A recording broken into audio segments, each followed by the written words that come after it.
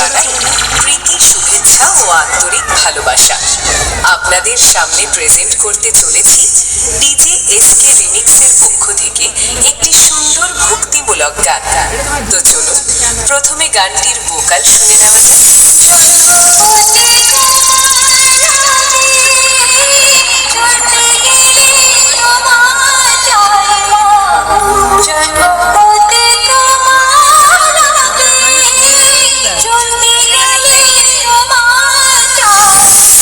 সুন্দরভাবে আমরা ভোকালটি শুনে নিলাম।